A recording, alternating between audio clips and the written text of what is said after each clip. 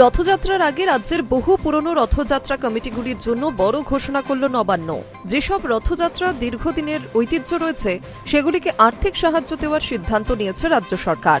এর উদ্দেশ্য হল জেলার রথযাত্রাগুলি আরও সুন্দরভাবে আয়োজন করা এবং ভক্তদের জন্য প্রয়োজনীয় পরিষেবা ব্যবস্থা করা।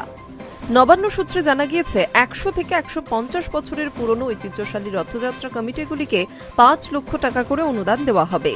ইতিমধ্যে এমন কমিটিগুলিকে চিহ্নিত করার কাজও শুরু হয়ে গিয়েছে। সরকারি সূত্রে খবর, আগামী ১৩ জুলাই এই অনুদানের চেক দেওয়া হতে পারে। সেই অনুষ্ঠানে মুখ্যমন্ত্রী শুভেন্দু অধিকারী ভার্চুয়ালি যোগ দিয়ে বিভিন্ন রথযাত্রার কমিটির প্রতিনিধিদের সঙ্গে কথা বলতে পারেন।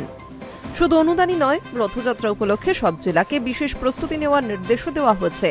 রাজ্য সরকারের মতে রথযাত্রা পশ্চিমবঙ্গের অন্যতম বড় ধর্মীয় ও সাংস্কৃতিক উৎসব।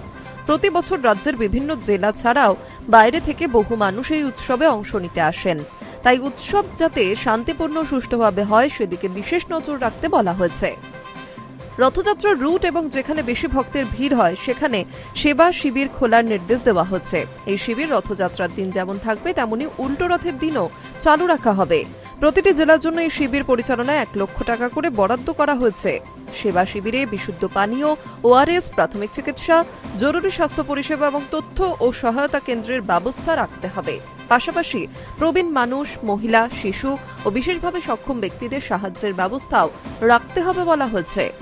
রাজ্য সরকার আরও জানিয়েছে, কোন রথযাত্রা কমিটি যদি ঐতিহাসিক গুরুত্ব বা বিপুল জনসমাগমের কারণে অতিরিক্ত সাহায্যের যোগ্য বলে মনে হয় তাহলে জেলা প্রশাসন তার জন্য আলাদা সুপারিশ পাঠাতে পারবে।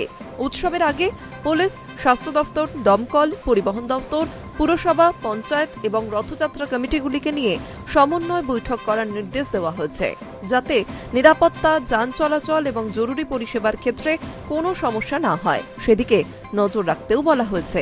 এছাড়া রথযাত্রা শেষ হওয়ার পর কোথায় কি ব্যবস্থা নেওয়া হবে এবং বরাদ্দ কিভাবে খরচ হয়েছে তার রিপোর্ট তথ্য ও সংস্কৃতি দপ্তরে জমা দিতে হবে বলেও নির্দেশ দেওয়া হয়েছে। High news network.